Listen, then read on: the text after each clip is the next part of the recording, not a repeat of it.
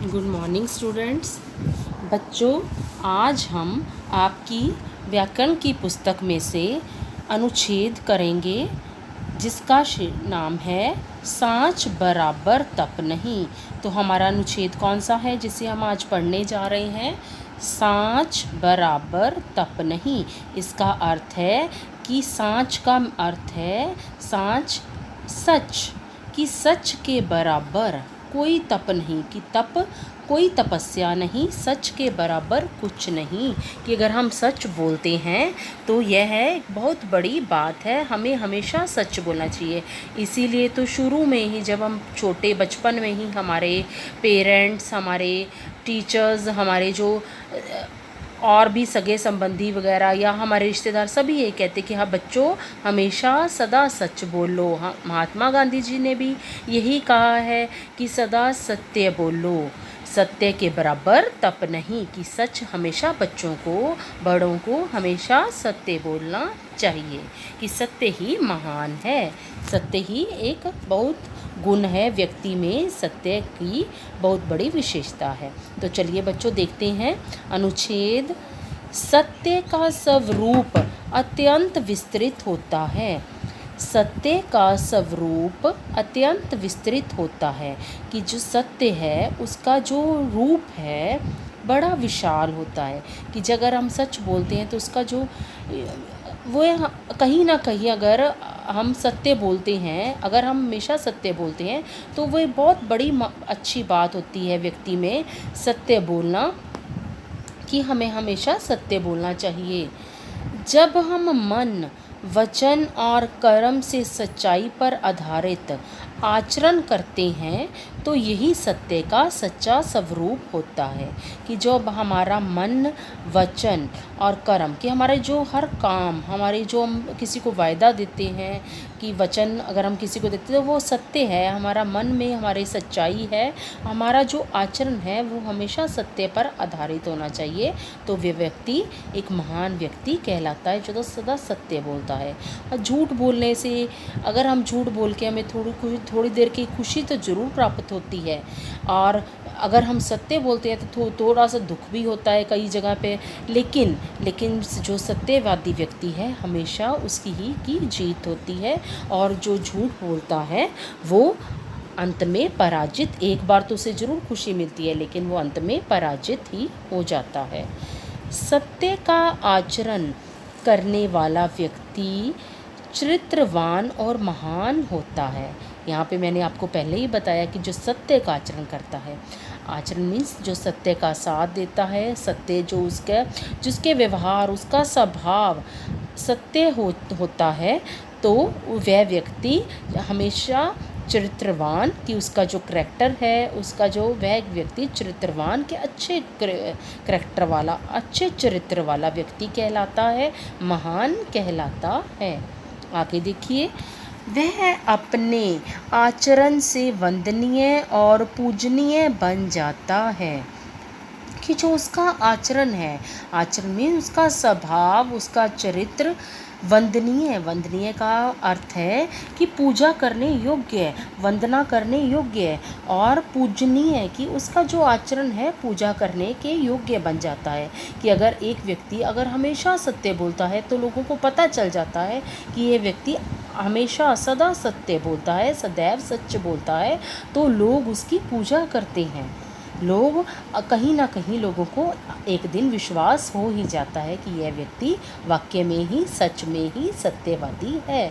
जो सदा सत्य बोलता है तो वह व्यक्ति किसके समान हो जाता है? वंदनीय, वंदना के समान, पूजा करने के योग्य बन जाता है। लोग उसकी महानता देखकर उस पर हमेशा विश्वास करते हैं, उसकी सत्य पर चलने की आदत, एक दिन वह विजयी कहलाता है। सत्यवादी वीर और निडर होता है। अब यहाँ पे फिर बता रहे हैं कि जो सत्यवादी व्यक्ति है वो क्या होता है? वीर होता है, वो किसी से नहीं डरता। अगर लोग उसको झूठ बोलने के लिए भी कहते हैं तो वो डरता नहीं, वो कहता है मैं झूठ नहीं बोलूँगा। वह वीर होता है, कहता है मुझ पर चाहे जितना मर्जी कोई जुल्म ढाले, मुझ पर कोई कितना मर्जी अत्याचार कर ले, वो वीर होता है, वो निडर होता है, वो डरता नहीं, किसी से भी नहीं डरता, वह अपने सत्य के राह पर आगे ही आगे बढ़ता जाता है। तो इसकी मिसाल कौन थे? महात्मा गांधी जी, जिन्होंने हमेशा सत्य के रास्ते पर चले, सत्य को सत्यवादी वे व्यक्ति थे और उन्हें हमेशा सच को ही अपनाया, सत्य को ही अपनाया और अंत में उन्हीं की ही जीत होती है। वह कठिन से कठिन आपदों से भी विचलित नहीं होता, क्योंकि वह जानता है कि अंत में सत्य की ही जीत होती है। अब जो सत्यवादी व्यक्ति है, उसके रास्ते चाहे जितने मर्जी कठिनाइयाँ क्यों ना आ जाएं उसके रास्ते, उसे कितनी मर्जी मुश्किलों को, आपदाएं का अर्थ है मुश्किलें, क्यों ना उसके रास्ते पर आए, वह विचलित नहीं होता। विचलित अर्थात घबराता नहीं, वह इन मुसीबतों को देखकर घबराता नहीं, क्योंकि वह जानता है कि अंत में सत्य की ही जीत होनी है। वह जानता है कि अंत में सत्य की ही जीत होती है, कि अर्थात अंत में जो व्यक्ति सत्य के रास्ते पर चलता है वह ही जीतता है। इसलिए कहा गया है सत्यमेव जयते। इसलिए तो हमारे जो हमारे उसमें लिखा हुआ है कि सत्यमेव जयते, हमारी किताबों में भी लिखा गया है, हमारे कॉइन्स पे भी लिखा गया है, सिक्कों पर भी लिखा आता है सत्यमेव जयते, कि सत्य की हमेशा जीत होती है, कि सत्यमेव जयते, सत्य हमेशा जीतता है। यद्यपि आज चारों ओर असत्य का बोलबाला है। अब यहाँ पे क्या बताया जा रहा है कि यद्यपि, कि अगर चाहे चारों ओर असत्य का बोलबाला, कि आज हमारे चारों ओर लोग झूठ बोलने में लगे हुए हैं, असत्य बोलने में लगे हुए हैं। लोग अपने स्वार्थ, लोभ और लाभ के लिए झूठ बोलने में जरा भी संकोच नहीं करते। आजकल हमारे चारों ओर असत्य का बोलबाला है। लोग जो है अपने स्वार्थ के लिए, अपने लालच के लिए हमसे झूठ बोलने में लगे हुए हैं, झूठ बोलने के लोभ में लगे हुए हैं, हमेशा असत्य ही बोलते हैं। तो ऐसे व्यक्ति झूठ बोलने में ज़रा भी संकोच नहीं करते, कि उन्हें ज़रा भी, थोड़ी बहुत भी वो संकोच, उन्हें थोड़ा बहुत भी, उन्हें मन में उनके ये नहीं आता कि हम झूठ बोल रहे हैं। वे थोड़ी बहुत भी शर्म महसूस नहीं करते और वे झूठ बोलने में लगातार लगे हुए हैं, क्योंकि उन्हें झूठ बोलने की आदत पड़ जाती है और उन्हें इस बात में बहुत खुशी मिलती है कि हम तो झूठ बोल के महान बन गए। तथापि सभी जानते हैं कि असत्य से क्षणिक आनंद की प्राप्ति हो सकती है, और इसी तरह ही हम सब यह जानते हैं कि असत्य से क्षणिक का अर्थात मतलब क्षणिक का अर्थ है कुछ समय के लिए, कुछ टाइम के लिए, क्षणिक कम समय की, थोड़े ही समय के लिए हमें आनंद की प्राप्ति तो अवश्य होती है, कि कुछ समय के लिए हमें खुशी तो ज़रूर मिलती है अगर हम झूठ बोलते हैं। अभी हाँ, मैं तो झूठ बोल के, जैसे हम कहते कहीं हमने कुछ सामान लेना होता है, झूठ बोल के उस व्यक्ति को कहते हैं कि ना ना ना मैंने तो ये लेना नहीं, या मैंने ये तो लिया ही नहीं है, लेकिन हम झूठ बोल देते हैं। या कुछ लोग चोरी कर लेते हैं और झूठ बोल देते हैं कि हाँ ना ना मैंने तो यहाँ पर कुछ देखा नहीं। तो वो उन्हें कुछ देर के लिए तो खुशी ज़रूर मिलती है झूठ बोल के व्यक्ति से, लेकिन वो लास्ट में, अंत में उस व्यक्ति की पराजित ही होती है। असत्य से क्षणिक आनंद की प्राप्ति हो सकती है, लेकिन सदैव के लिए नहीं। आगे देखते हैं बच्चों। किंतु उसके प्रकट हो जाने पर मनुष्य की बहुत दुर्दशा हो जाती है।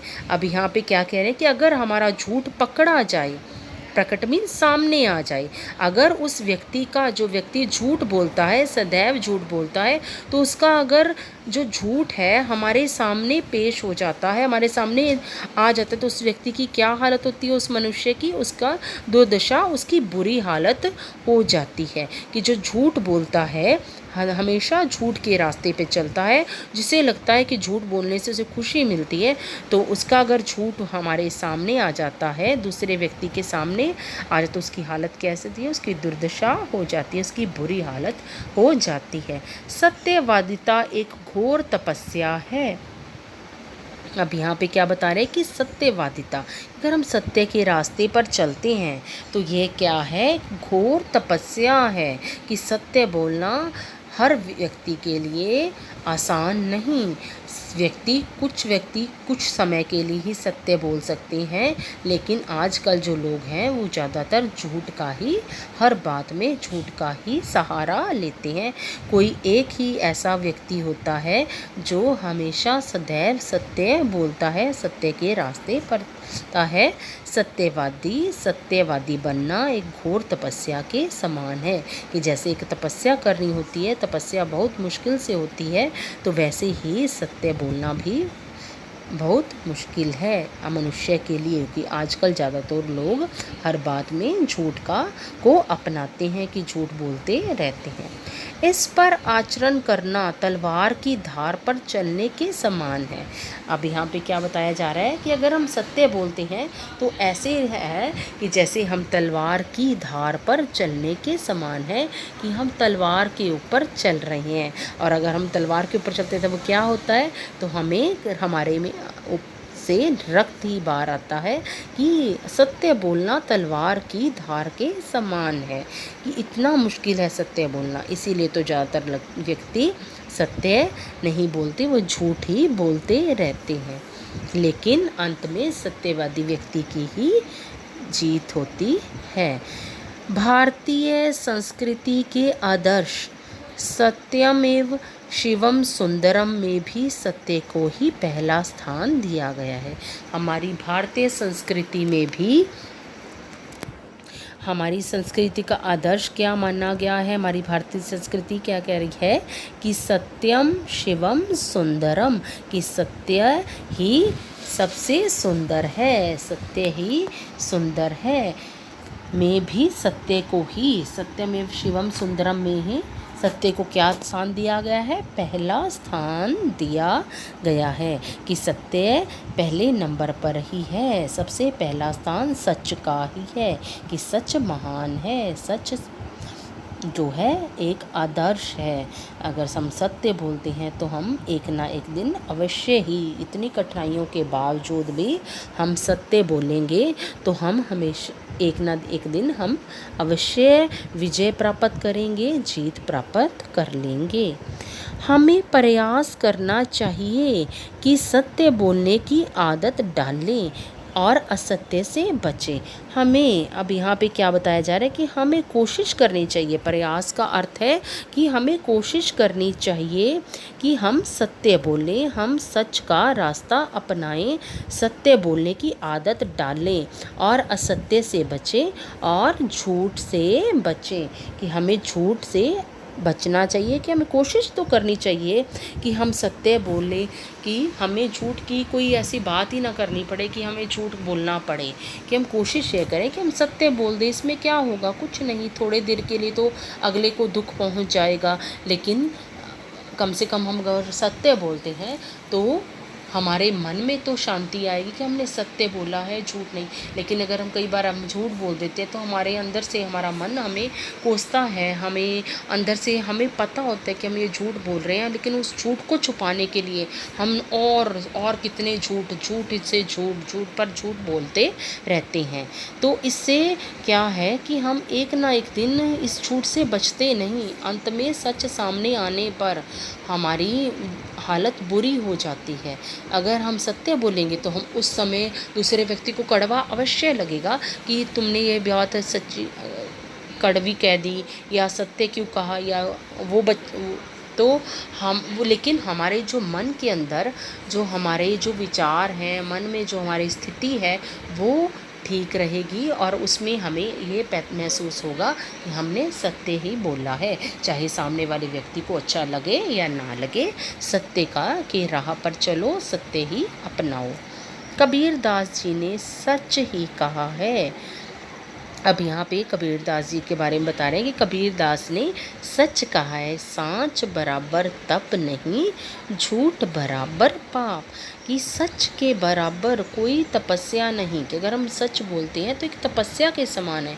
जैसे हम कोई तपस्या करते हैं तो वो तपस्या अगर हम सच बोलते हैं तो वो किसके बराबर हो जाती है, कि तपस्या के बराबर, कि हमने हमारी जो पूजा पाठ है तो उसके बराबर हो जाती कि हमने सच बोला है ज़िंदगी में, हमेशा कभी किसी को दुख नहीं पहुंचाया, किसी को से साथ झूठ नहीं बोला, तो ये किसके बराबर है? तपस्या के बराबर है।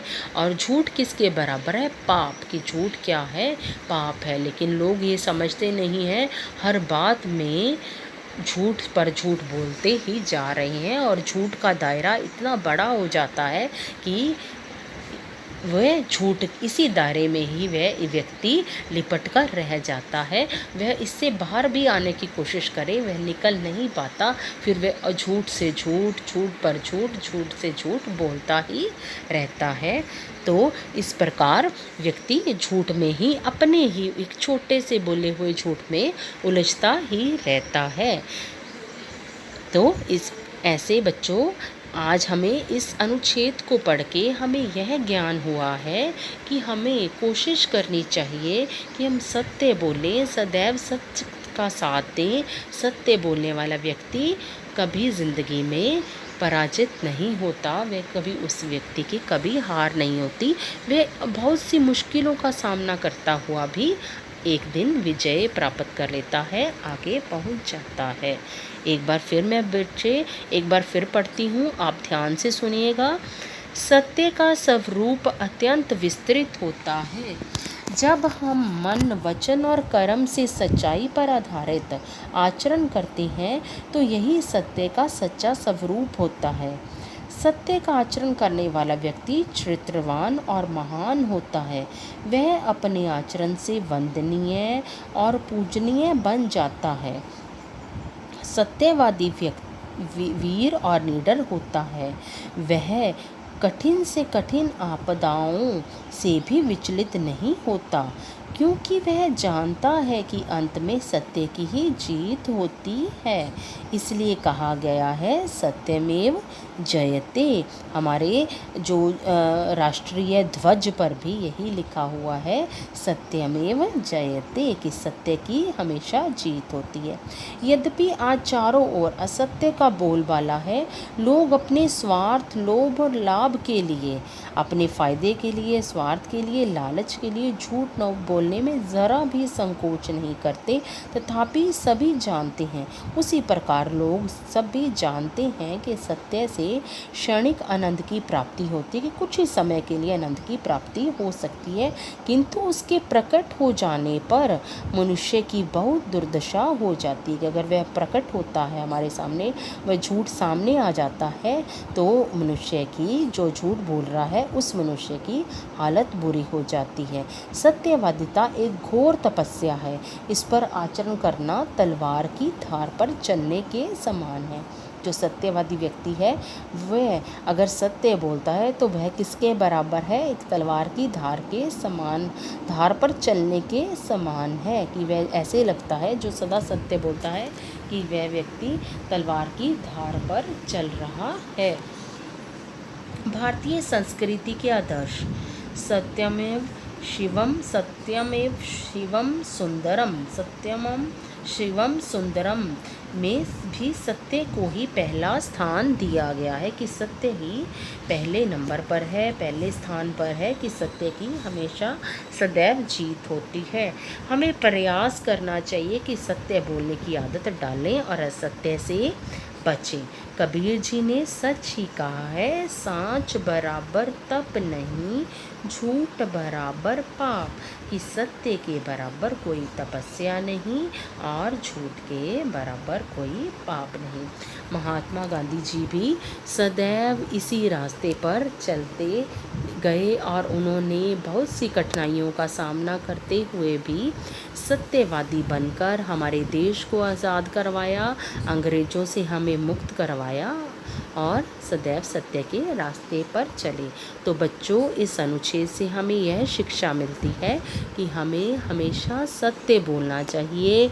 हमें कभी किसी बात पर झूठ नहीं बोलना चाहिए, चाहे वह हमें सत्य कुछ समय के लिए दुख जरूर देगा, लेकिन वह अंत में उस सच्चाई सामने आने पर हमें खुशी अवश्य मिलेगी कि हमने उस समय सच बोला था, तो आज हमें वह खुशी प्राप्त हो रही है।